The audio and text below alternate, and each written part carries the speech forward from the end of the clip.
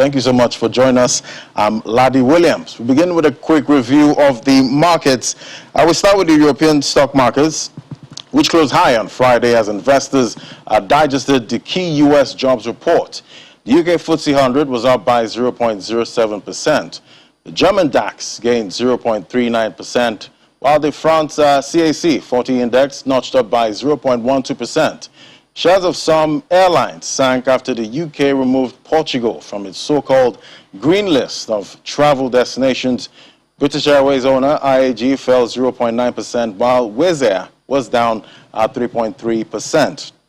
Traders were focused on the U.S. jobs report on Friday after weighing up the link between inflation pressures and the reopening of U.S. businesses. And across Asia-Pacific, shares in the region ended mixed after the Reserve Bank of India announced its decision to keep rates steady. In Japan, the Nikkei 225 fell 0.4%. Hong Kong's Hang Seng Index dropped by 0.17%, while in China, the Shanghai Composite Index was up 0.21%. And in the United States, stocks on Wall Street climbed as the May jobs report showed solid gains, boosting confidence in the economic resilience of the world's biggest economy. The Dow Jones Industrial Average rose by 0.52%. The broader S&P 500 index jumped 0.88%, while the Nasdaq rallied more than 1% to close out a winning week near a record high. The U.S. economy added 559,000 jobs in May. The Labor Department said on Friday that the number came in slightly lower, lower than economists actually forecasted, but still showed a healthy rebound in the labor market. And back home, trading activities at the stock market ended the first week of June in the green with a strong 1.23% close, as bargain hunting countered the amount of sell pressure with the trading sessions. Volume and value of shares traded within the 5 trading days was higher by 4.3% and 0.8% each, in contrast to last week's turnover, which reflects a renewed interest by investors for some of the equities listed on the NGX. In the sectoral performance, the industrial goods counter was the major mover for the market's main indicator, as it recorded a 1.25% increase. And this is largely attributed to gains on the share price of Dangote Cement. The banking and insurance sector was up 0.4% and 1.25%, while the consumer goods sector, as well as the oil and gas sector, ended in the red. The share price of University Press Limited is top out of the 33 gainers for the week, as it posted a 43.59% rise. CWG leads 59 other losers, down by more than 26%, while the share price of 94 equities were unchanged. The share of Sovereign Trust Insurance, Zenith Bank, and Veritas Capital were the most patronized stocks for the week, as they contributed about 21.8% of the total volume of shares traded this week. And now to review the market with us, we have Mr. Rotimi Fakoyejo, the stockbroker, seasoned stockbroker, joining us tonight on the capital market. Thank you so much for joining us, sir. Good evening. Good evening. Well, looking at the equities market in May, it seems like the sell in May and go away strategy would have actually worked. Well, I think it did work because we didn't really see much activity in terms of price trajectory for the equities. And the volume and value traded in that particular month didn't record major push as compared to the same period last year. And so that may make us to conclude that any seasons which brought about the auditor report for stocks actually ended in April. And for May, a lot of investors received their dividends. Many didn't see the need to continually hold on to their position, and vis-a-vis other things happening within the economy. So they let go some of what they had. Yeah. And for that reason, we saw a downward trend in the market. Well, let's look at, obviously, the first earnings season. How would you describe, the earnings by this major players in the market? Well, I think there was no disappointment coming from any of them. Okay. and we quite saw some improvements in the figures churned out by majority of the top equities. In the industrial goods, in the banking sector, consumer goods, except for the likes of Nigerian bureaus and Guinness, and also in the telecoms, I think the figures were quite appealing, and the investors responded appropriately. And I think that was what was able to sustain the market to a great extent. But for me, in the last 2 weeks, or the last 2 weeks of the market, I think the volume actually nosedived. The market was doing maybe a weekly average of about 9 billion compared to over 20 billion that it used to be in very good months. So I think that alone gives us the impression that investors are trying to take their time, holding back to see what is actually happening in the economic horizon of Nigeria, vis-a-vis insecurities and several other factors that have bedeviled the economy. So I think investors, to me, they're getting wiser. They're not so bullish about taking positions, but at the same time, the bearish trend is not what it ought to have been, assuming they aren't taking such precautions. So, and one thing we need to look at that is of great concern is that we've seen in the months following, for instance, in the month of January, I think the foreign portfolio investors' participation in the market was above 20%. Okay. But in the month of February, in the month of March, and also April, we are seeing a situation whereby the local participation is over 80%. In fact, it was above 82%, because for March and April, we saw the foreign portfolio investors' participation dropping to as low as 17%. Wow. So that means the local investors are actually holding sway, though we are seeing reduced volume and value of transaction. But at the same time, I think to a great extent, if the local market can be consolidated, then it's good for the market by the time or whenever the foreign portfolio investors return to the market. When do you see that return happening? It's going to be very tough, because there are lots of factors governing that. The inflation rate is not helping matter. Then the paucity of foreign exchange available for investors who have brought in funds, and the ease with which to take their fund back whenever they desire to do so, that is reducing by the day. So if I'm bringing my money to your country, and it's not certain that I can take my money back when I can, then definitely I'm not going to come. And we saw that helping some dual-listed stocks, because some were actually using the dual listing of some stocks to actually buy here and sell outside. Sell in South Africa. Yeah. I think we saw that for the ETF gold. Yeah. And that actually boosted the price here. So a lot of people actually use that platform, for the dual listing, to actually, but most securities listed here are not listed outside. Exactly. So invariably, when they sell here, what they do is they move the money permanently. And until when things get better. But things getting better is also a function of whether the external reserve, or how the external reserve are formed. There's an upward trend in the external reserve. If it swells more than what we are seeing presently, then investors will begin to have a cushioning tendency to come around and bring their funds. But if not, then definitely we are not going to see them in the nearest future. All right, looking back at May still, which stocks would you say outperformed in May? Well, it's easy to say. It's difficult to say, because you are actually going to look at performance of stocks. You also look at the quantum of their contribution to the market capitalization and their effect on the all-share index. And I think if we want to really look at that per se, we may not really be able to ascribe that to few good stocks. Okay. Because for the month of May, I think it was here and there for most of the securities. Though many of them were marked down in the month of April, but at the same time, we didn't see an outstanding performance of the major equities in the month of May. Okay. All right. June is not looking bad, but how do you see the market actually performing going forward? Well, I think for June, what we've started with is actually heartwarming.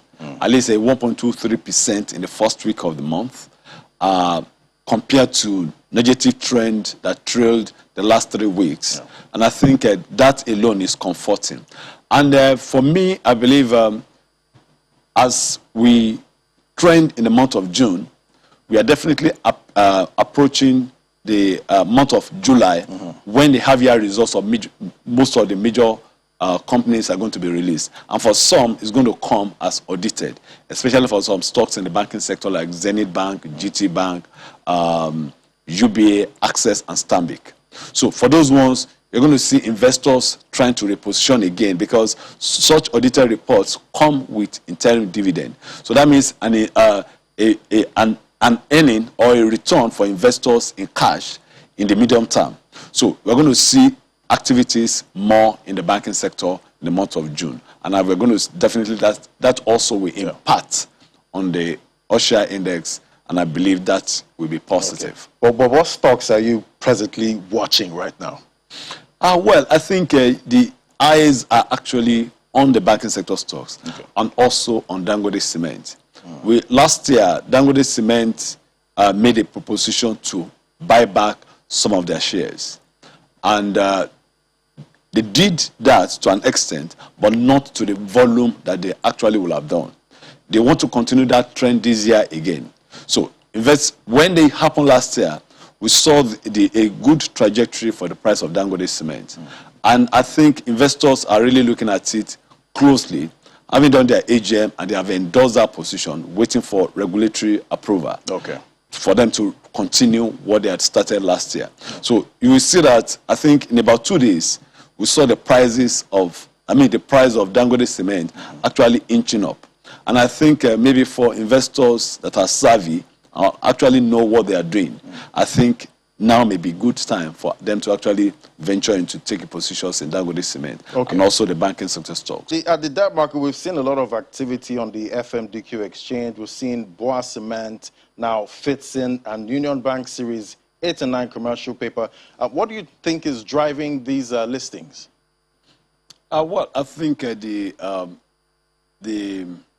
trend that we've seen in the regular national bond and the subnational, the downward, the reducing interest in that space, it's actually raising activities for the corporates. And I think for me, the activities so far we've seen in that particular space will definitely engender a situation whereby the cost of a fund for most of these companies is definitely going to reduce. So, and also the rate differential, because with the way it is right now, with over 7%, 8% in that space, and being also short term, is definitely a boost to what they have been getting maybe from other national bonds as it were before now. So I think for what we're seeing right now, we definitely will see more companies actually coming to raise commercial papers, and definitely it's going to be much better for them than actually queue in the banks as, to get what they really need. Because for now, equities, new issues in equity, either rights or public offer, may not really do well. So the only short-term available space for them is actually the commercial papers and maybe bonds, as we have it in a few of them. So I believe definitely we're going to see more of that coming, and also is going to be a balancing factor for what they could not get in the equity market, for them to be able to at least continue in their operations. Okay. Well, how would you rate the level of confidence with investors and issuers in the market? Well, I think it depends on how you want to look at it. Majority of these companies that actually had success in raising bonds, Boa Cement, Fitson, Union Bank. If you look at the three of them, the only one that may not really give much confidence because of their activities in their own sector is Union Bank. But all we are seeing now, that confidence is still there. They still have residual confidence in Union Bank. But for Fitsin, which is doing very well in the pharmaceuticals, and also Boa Cement being one of the major three in that particular space. So I believe the confidence will always be there. So should we have a Zenith Bank, if they have need to raise such instruments, then definitely we're going to see much success. But for those ones who are not really doing well presently in the sector where they belong, they may find it very difficult for investors to have confidence in them. Makes sense. But what does this listing actually mean for Fitsin and Union Bank? Well, like we've said earlier, is actually a reenactment of confidence in those companies. And I believe with such financing, low-cost financing coming for them at this time, it's definitely going to boost their activities, and they're going to do much better in returns to their investors. Okay. All right, let's look at two companies now that will actually have their earnings. For Cornell, we have the 2020 earnings financial year for Cornell, and Eternal Oil actually have a forecast. So we're going to look at the oil and gas sector now. We see recently released, Cornell actually recently released its full year results for 2020. According to the financial statement sent to the Nigerian Exchange Group, the company's revenue fell by 15.95% year-on-year to 117.47 billion naira. At the same time, pre-tax profit fell by 24.3% to 2.14 billion naira after a tax profit was down by 27% to 1.4 billion naira, while its earnings per share also dropped by 27%. Company's board has proposed a 1 naira 50 kobo as dividends for the financial year, which is lower by 25% compared to the 2 naira paid in 2019 financial year. The company's share price closed unchanged at 18 naira 70 kobo on Friday. Meanwhile, mid-cap energy company Eternal Oil has given a forecast for its financial performance for the third quarter of this year. In a statement sent to the Nigerian Exchange Group, the company is projecting an increased revenue of 53.79 billion naira within the period, but a drop in cost of sales, which is seen at 44.43 billion naira. At the same time, the listed energy company expects its pre-tax profit to rise to around 446 million naira, a higher after-tax profit of 303.8 million naira and 4.35 billion naira in gross profit for the period. So, Mr. Fokejo, we have two company results here. Let's start with Cornell. Cornell 2020 financial year result shows a 15.95% decline compared to the previous year. It's quite a dismal performance. How are investors chewing these numbers?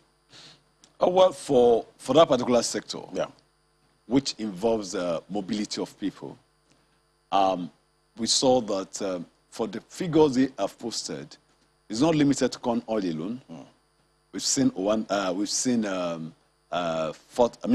now Adova, and we've seen the likes of Double One, 11 PLC. We've seen Total, and the story is not so different when you look at any one of them. So we saw a downward trend in their gross earnings. So it's not, for what we have seen in what the figures that corn oil is churning out, is not different from what comparatively we will have seen in Double One, which is 11 PLC or Total. So for that reason, that particular sector can be pardoned by investors. Because if it has been an isolation situation whereby a particular company is the only one that is not performing well in the entire sector, then we'll have said maybe there is something actually wrong with the way they manage the company. But it's not actually so, because what affects one affects all. So, and for the oil and gas sector, well, I think there may be a slight improvement better than what we saw in the year ended 2020 for the year 2021, if there is no lockdown, if things continue as they are. So I think, in fairness to corn oil, even still declaring dividend in the midst of all of this, I think the investors should still retain their confidence in that stock. And we have not really seen, over the years, we've not seen much of their we've not seen much effect on their results, on their prices, whenever it is being released, except maybe it is demand push when there is a particular major demand or major supply for that particular stock. So the effect not showing for now is not actually anything to give any a form of worry at all. Okay, yeah. Let's look at Eternal PLC now. They're projecting 303.8 million profit after tax for the 2021 third quarter. But, you know, we have this whole green movement, you know, starting now. Do you think this is actually achievable? Well, they have proposed this, and I think they will have done their homework before turning us that figure, because the market will hold them to it. So I would have expected for them to have been more conservative in that in their projections. So at least let them excel or exceed higher than what they have projected. Right. And for this one, I think maybe they have everything in place that we don't know that can actually make them to achieve what they have projected. Anyway, looking at the price of Brent now, it's been on a bullish run for a while now. What is your outlook for the oil and gas sector moving forward? You know what? If when the international crude price is improving, is a minus for the local markets, because we are not refining here. Maybe until Dangote refinery takes off. So when the price is going up in the international market, it's definitely going to start going up in our own local market. I mean, for the refined products. Yeah. And that also will affect consumption. So what they may gain in total, in total value of sales will also negatively impact on the total volume of sales. So the two may even out. We may not really see a significant impact in that direction. So I believe strongly that until we are refining locally, and Dangote refinery goes at least maybe 70% capacity, then definitely we are going to see a more stable market for the oil and gas in the downstream than what we are seeing presently. So there are better days ahead for that particular sector. All right. We'll have to leave it there now, Mr. Fakejo. Thank you so much for your time on the program. Pleasure. Thank you so much. All right. Moving on now. The Securities and Exchange Commission has warned against a proposed launch of a halal fund by Nigerian fintech platform CrowdInvest. Statement by the regulator states that CrowdInvest is an unregistered firm attempting to solicit for investment and deposit from the general public. It explains that a cease and desist order to CrowdInvest to stop the launch and operations of the halal funds and any other investment activity. SEC urges Nigerians to confirm and verify the registration status of entities offering investment products with the Commission. And International Energy Insurance Company says it has obtained the approval from its shareholders to engage a proposed acquirer for a business combination transaction. A statement sent to the Nigerian Stock Exchange, the insurance company announced the commencement of a closed period for the trading of the company's shares from May the 31st to 2021. The company says the move is aimed at repositioning its recapitalize for growth and competitiveness. It also explained that no director, persons discharging managerial responsibilities, and advisors of the company and their connected persons shall deal in the securities of the company during the close period. And that's it on the capital market. Thank you so much for watching. I'm Ladi Williams. From me, the team, it's bye for now.